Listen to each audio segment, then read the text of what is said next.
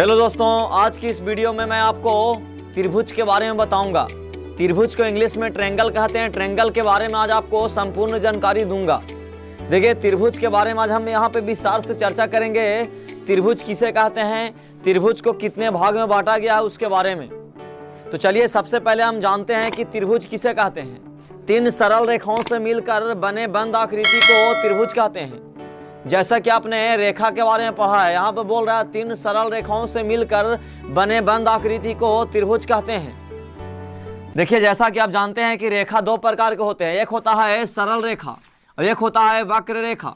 ये जो है आपका क्या हो गया, सरल रेखा हो गया। ये जो है आपका हो गया सरल रेखा और ये जो है क्या हो गया, वक्र रेखा। यानी सरल रेखा का मतलब है कि सीधी रेखा को बोलते हैं सरल रेखा, और वक्र रेखा मतलब टेढ़ी मेढ़ी रेखा को बोलते हैं वक्र रेखा। तो हमें यहाँ पे त्रिभुज को बनाने के लिए जिस रेखा का इस्तेमाल किया जाएगा वो रेखा कौन सा होगा, तो सरल रेखा होगा। इसका मतलब तीन सरल रेखाओं से मिलकर बने बंद आकृति को त्रिभुज कहते हैं। देखिए, यहाँ पे मैं त्रिभुज के डिफिनेशन को लिख दिया। जैसे यहाँ पे देख रहे हैं तीन सरल रेखाओं से मिलकर बने बंद आकृति को। बंद के मतलब क्या होता है, जैसे यहाँ पे देख रहे हैं कि ये जो है से त्रिभुज जो है से एक छापा हुआ, यहाँ पे क्या नाम दिया है, ABC। देख रहे हैं कि यहाँ पे जो है से त्रिभुज ABC में तीन भुजा आपका दिया हुआ है। एक भुजा जो है से ए से लेके बी तक AB हो गया, दूसरा भुजा जो है से आपका BC हो गया, और तीसरा भुजा जो है से आपका AC हो गया। यानी तीन सरल रेखाओं से मिलकर बने बंद आकृति को त्रिभुज कहते हैं। बंद का मतलब है कि बंद होना चाहिए। जैसे अगर मान लीजिए यहाँ पे हम काट देंगे यहाँ पे, तो देख रहे हैं कि यहाँ पे तीन सरल रेखा है। यानी देख रहे हैं कि AB है, BC है और क्या AC है, लेकिन ये जो है आपस में बंद नहीं है बल्कि खुला है। तो यानी तीन सरल रेखा तो रहेंगे, लेकिन तीन सरल रेखाओं से मिलकर बने बंद रहेगा। यानी तीन सरल रेखाएं आपस में बंद रहेंगे, तब इसको हम क्या बोलेंगे, त्रिभुज बोलेंगे। तो त्रिभुज का सीधा डिफिनेशन है तीन सरल रेखाओं से मिलकर बने बंद आकृति को त्रिभुज कहते हैं। तो देखिए यहाँ पे जो है आपका त्रिभुज हो गया, इसको हम बंद कर देंगे यहाँ पे। अब इसके जगह पे आप कुछ भी ले सकते हैं। यहाँ पे आप त्रिभुज का नाम जो है XYZ भी दे सकते हैं। यहाँ पे आप DEF भी दे सकते हैं, PQR भी दे सकते हैं। यानी अपने इच्छा अनुसार जो है त्रिभुज का नाम कुछ भी दे सकते हैं। अब हम चलते हैं कि त्रिभुज में कितने तरह का जो है यहाँ पे अंग होते हैं। तो त्रिभुज में क्या होता है कि तीन तरह का अंग होते हैं। यानी त्रिभुज का तीन अंग होते हैं। तीन अंग में सबसे पहला अंग का नाम है यहाँ पे कोण। यानी इसको जो है ऐसे कोण बोलते हैं। यानी ये जो आपका कोण हो गया, कोण का मतलब है कि यहाँ पे देख रहे हैं कि ये भी एक कोण है, यहाँ पे जो है ये भी एक कोण है, यहाँ पे ये भी एक कोण है। इसका मतलब त्रिभुज में तीन कोण होते हैं। आपसे अगर पूछा जाए कि त्रिभुज में कितने कोण होते हैं, तो त्रिभुज में तीन कोण होते हैं। यानी जैसा कि आप देख रहे हैं कि यहाँ पे कोण A हो गया, कोण B हो गया, कोण C हो गया। अब देखिए उसके बाद हम चलते हैं कि त्रिभुज में शीर्ष कितने होते हैं। तो त्रिभुज में तीन शीर्ष होते हैं। शीर्ष का मतलब है कि ये जो बाहर वाला जो नुकीला आपका भाग दिखाई दे रहा है, ये जो है आपका क्या हो गया, शीर्ष हो गया। तो ये आपका शीर्ष, यानी इसमें भी जो है तीन आपका शीर्ष होगा। ये जो है आपका यहाँ पे एक शीर्ष हो गया, एक शीर्ष आपका यहाँ पे हो गया। अब उसके बाद हम लोग चलते हैं कि त्रिभुज में भुजा जो है तीन होते हैं। यानी त्रिभुज में जो है तीन भुजा होते हैं। यानी देख रहे हैं कि AB एक भुजा है, BC एक भुजा है और AC एक भुजा है। अब इसको लिखने का तरीका क्या है, तो सबसे पहले हम जानते हैं कि कोण को लिखने का तरीका। कोण को हम दो तरह से लिख सकते हैं। एक तो आप सीधा तरीका से लिखते हैं कोण A। यहाँ पे हम लिखेंगे कोण A, कोण B, कोण C। ये आपका शॉर्टकट तरीका हो गया। लेकिन इसी को जो है लॉन्ग तरीका से भी लिखा जाता है। आपको आवश्यकता अनुसार जो है लॉन्ग तरीका से भी लिखा जाता है। यहाँ पे कोण को लिखने का दो तरीका है। पहला तरीका है कि डायरेक्ट यहाँ पे दे दिए कोण लिख करके ये जो है कोण का चिन्ह है। जैसा कि मैंने पहले ही बताया है कि कौन सा जो है चिन्ह किसके लिए उपयोग होता है। तो देख रहे हैं कि यहाँ पे कोण का चिन्ह है, कोण A हो गया, कोण B हो गया, कोण C हो गया। लेकिन इसका लिखने का एक और तरीका है। क्या तरीका है, देख रहे हैं कि यहाँ पे कोण A है, तो कोण A को लिखना है तो यहाँ पे लिखना पड़ेगा कोण। देख रहे हैं कि A जो है लिखना है तो यहाँ से B से चालू करेंगे, लिखेंगे कोण BAC। यानी देख रहे हैं कि जो जिसके देखिए जो वाला कोण को लिखना रहेगा उसको जैसा आप बीच में रखिएगा। चलेंगे, देख रहे हैं B को लिखना है तो लिखेंगे यहाँ पे कोण ABC। इसका मतलब है कि यहाँ पे जो है कोण B का नाम लिखा हुआ है। अब चलेंगे उसके बाद हमको कोण C का नाम लिखना है। तो कोण C का नाम लिखना है तो आप जो है यहाँ से चालू कर सकते हैं या फिर यहाँ से चालू कर सकते हैं। लिखेंगे यहाँ पे कोण ACB। यानी जो बीच में रहेगा वो जो है कोण का नाम हो गया। यानी कोण को लिखने का दो तरीका है। आप जो है सीधे तरीके से कोण का चिन्ह दे करके लिख सकते हैं कोण A, कोण B, कोण C। या फिर आप इसको ऐसे भी लिख सकते हैं, देख रहे हैं कि हमको ए लिखना है तो आप चलिएगा कोण BAC, यानी जिसको लिखना रहेगा उसको जो है आप बीच में रखेंगे। तो यहाँ पे देख रहे हैं कि ये जो है आपका ABC के अनुसार हो गया। यहाँ पे XYZ के भी लिख सकते हैं। यहाँ पे आप सीधा तरीका से लिख सकते हैं कोण X, कोण Y, कोण Z। अब इसको आप लिख सकते हैं कोण YXZ, इसका मतलब X के लिए। कोण Y लिखना होगा तो कोण XYZ यानी Y के लिए। अगर कोण Z लिखना रहेगा तो कोण XZY, ये जो है आपका Z के लिए हो जाएगा। तो यानी कोण को लिखने का तरीका जो है दो है, जिसके बारे में आज हमने यहाँ पे चर्चा किया है। अब देखिए भुजा लिखने के लिए बोलेगा तो बस भुजा में कुछ करना नहीं है। यहाँ पे भुजा लिख करके देख रहे हैं कि इसमें 3 भुजा होते हैं। देख रहे हैं 3 भुजा में पहला कौन हो गया, AB हो गया। तो लिखेंगे भुजा AB कॉमा BC कॉमा क्या होगा, AC हो जाएगा। उसी तरह से भुजा लिख करके यहाँ पे XY YZ और क्या तो XZ हो जाएगा। इस तरह से अगर शीर्ष बोलेगा तो शीर्ष भी लिखने का वही तरीका, शीर्ष लिखेंगे तो शीर्ष आपका लिख देंगे ABC। यहाँ पे लिखने के लिए बोलेगा तो शीर्ष XYZ, यह हो गया। अब देखिए हम चलते हैं यहाँ पे कि त्रिभुज तो जान गए कि 3 सरल रेखाओं से मिलकर बने बंद आकृति को त्रिभुज कहते हैं। त्रिभुज में जो है 3 कोण होते हैं, 3 जो है भुजा होते हैं और 3 जो है क्या होते हैं, शीर्ष होते हैं। कोण को हम कैसे लिखेंगे, भुजा को हम कैसे लिखेंगे, शीर्ष को हम कैसे लिखेंगे, इसके बारे में आपने यहाँ पे जाना। अब हम लोग चलते हैं कि त्रिभुज कितने प्रकार के होते हैं। देखिए मैंने यहाँ पे त्रिभुज के प्रकारों को लिख दिया है। त्रिभुज जो है मुख्यतः 6 प्रकार के होते हैं, लेकिन इसको 2 कैटेगरी में बांटा गया है। यानी यहाँ पे त्रिभुज का 6 प्रकार हैं, लेकिन इसको यहाँ पे 2 कैटेगरी में बांटा गया है। सबसे पहला जो है आपका भुजा के आधार पर, यानी त्रिभुज को जो है 2 भाग में बांटा गया है और दोनों भाग में 3-3 होते हैं और कुल मिलाकर के त्रिभुज के प्रकार जो है 6 होते हैं। तो सबसे पहला हम चलते हैं कि भुजा के आधार पे कौन कौन होते हैं।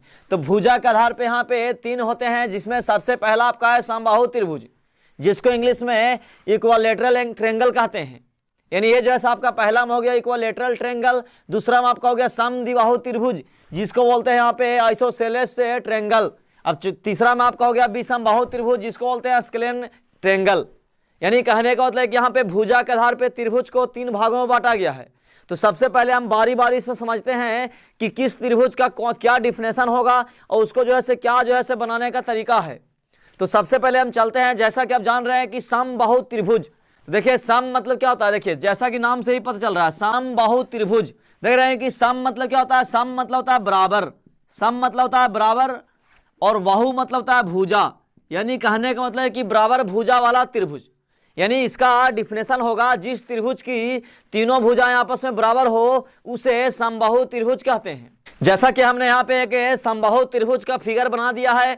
ये जो है त्रिभुज DEF में चलेंगे तो देख रहे हैं कि इसकी तीनों भुजा आपस में क्या बराबर है। यहाँ पे दिखा रहा है कि तीनों भुजा जो है आपस में क्या बराबर है। इसका मतलब है कि जितना आपका DE होगा उतना आपका EF होगा, उतना क्या होगा DF होगा। तो जिस त्रिभुज की तीनों भुजा आपस में बराबर हो उसे समबाहु त्रिभुज यानी इक्विलैटरल ट्रायंगल कहते हैं। तो ये आपका पहला हो गया। दूसरा में चलेंगे, देख रहे हैं कि ये जो है आपका दूसरा में क्या है, समद्विबाहु त्रिभुज। समद्विबाहु त्रिभुज बोलेगा तो सम मतलब क्या होता है बराबर और द्वि मतलब होता है 2, बाहु मतलब क्या होता है भुजा। यानी बराबर तो रहेंगे लेकिन कितने भुजा रहेंगे, 2। इसका मतलब जिस त्रिभुज की 2 भुजा आपस में बराबर तथा तीसरी भुजा आपस में बराबर नहीं हो उसे क्या कहते हैं, समद्विबाहु त्रिभुज। तो जैसा कि यहाँ पे एक फिगर मैं बनाता हूं, ये जैसा कि मैंने यहाँ पे एक फिगर छाप दिया समद्विबाहु त्रिभुज का। समद्विबाहु त्रिभुज का मतलब कि जिस त्रिभुज की 2 भुजा आपस में क्या हो बराबर हो तथा तीसरी भुजा बराबर नहीं हो उसे क्या कहते हैं, समद्विबाहु त्रिभुज। देख रहे हैं कि यहाँ पे त्रिभुज PQR में चलेंगे, देख रहे हैं कि PQ बराबर क्या है तो PR है। देख रहे हैं कि PQ भुजा और PR भुजा जो है आपस में दोनों क्या बराबर है, लेकिन QR बराबर नहीं है। तो जिस त्रिभुज की 2 भुजा आपस में बराबर हो तथा तीसरी भुजा बराबर नहीं हो उसे कहते हैं समद्विबाहु त्रिभुज। देखिए अब तीसरा में चलेंगे, देख रहे हैं तीसरा में आपका दिया हुआ विषमबाहु त्रिभुज। तो विषम का मतलब होता है भिन्न, यानी कहने का मतलब है कि कोई भी आपस में क्या रहेगा, बराबर नहीं रहेगा। तो जिस त्रिभुज की तीनों भुजा आपस में बराबर नहीं हो उसे कहते हैं विषमबाहु त्रिभुज। जैसा कि मैंने यहाँ पे एक फिगर बना दिया है त्रिभुज ABC। यहाँ पे नाम जो है आप कुछ भी दे सकते हैं। जिस त्रिभुज की तीनों भुजा आपस में बराबर नहीं हो उसे विषमबाहु त्रिभुज कहते हैं। जैसा कि यहाँ पे देख रहे हैं कि ये जो है AB में क्या है, AB में जो है सिंगल आपका काट दिया हुआ है, AC में जो है क्या डबल है और BC में क्या ट्रिपल है। इसका मतलब है कि इसमें तीनों भुजा आपस में क्या बराबर नहीं है। तो जिस त्रिभुज की तीनों भुजा आपस में बराबर नहीं हो उसे क्या कहते हैं, विषमबाहु त्रिभुज। तो ये आपका जो है से भुजा के आधार पे तीनों हो गया। यानी भुजा के आधार पे त्रिभुज को 3 भागों में बांटा गया, जिसमें सबसे पहला में क्या है, समबाहु त्रिभुज। समबाहु त्रिभुज का मतलब जिस त्रिभुज की तीनों भुजा आपस में बराबर हो उसे समबाहु त्रिभुज कहते हैं। समद्विबाहु त्रिभुज बोलेगा तो जिस त्रिभुज की 2 भुजा आपस में बराबर तथा तीसरी भुजा आपस में बराबर नहीं हो उसे समद्विबाहु त्रिभुज कहते हैं। तीसरा में यहाँ पे है विषमबाहु त्रिभुज। विषमबाहु त्रिभुज का मतलब होता है कि जिस त्रिभुज की तीनों भुजा आपस में बराबर नहीं हो उसे क्या कहते हैं, विषमबाहु त्रिभुज। हम यहाँ पे देखेंगे कि कोण के आधार पे त्रिभुज को भी 3 भागों में बांटा गया है, क्योंकि त्रिभुज के यहाँ पे 6 प्रकार होते हैं। 6 प्रकार में भुजा के आधार पे जो है आपका 3 मिलेगा और कोण के आधार पे भी आपका 3 मिलेगा। तो कोण के आधार पे 3 में सबसे पहला आपका है समकोण त्रिभुज, जिसको बोलते हैं राइट एंगल ट्रेंगल। देख रहे हैं कि दूसरा में आपका न्यून कोण त्रिभुज, जिसको बोलते हैं एक्यूट एंगल ट्रेंगल। तीसरा में यहाँ पे है अधिक कोण त्रिभुज, जिसको बोलते हैं Optus triangle, Optus angle triangle. यानी यहाँ पे कोण के आधार पे भी त्रिभुज को 3 भागों में बांटा गया है। तो चलिए सबसे पहले हम देखते हैं कि समकोण त्रिभुज किसे कहते हैं।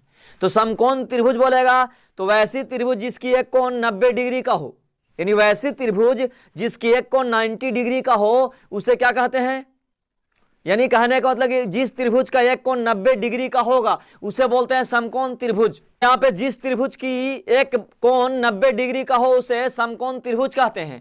देख रहे हैं कि यहाँ पे एबीसी में चलेंगे, देख रहे हैं कि एबीसी में कोण भी जो है से कितना है, 90 डिग्री का है, क्योंकि ये जो आपका चिन्ह दिया हुआ 90 डिग्री का, 90 डिग्री का जब भी रहेगा तो ये आपका सीधा खड़ा रहेगा।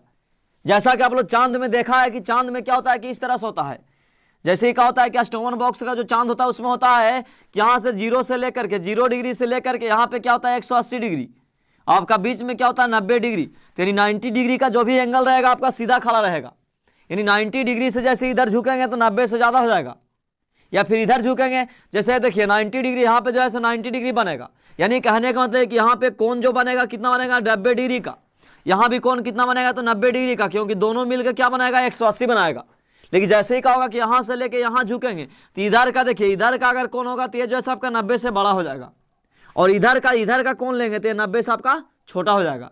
तो जिस त्रिभुज का एक कोण 90 डिग्री का हो उसे समकोण त्रिभुज कहते हैं। देखिए यहाँ पे दूसरा में है न्यून कोण त्रिभुज। न्यून कोण त्रिभुज बोलेगा तो जिस त्रिभुज का एक कोण 45 डिग्री से बड़ा और 90 डिग्री से क्या हो, छोटा हो।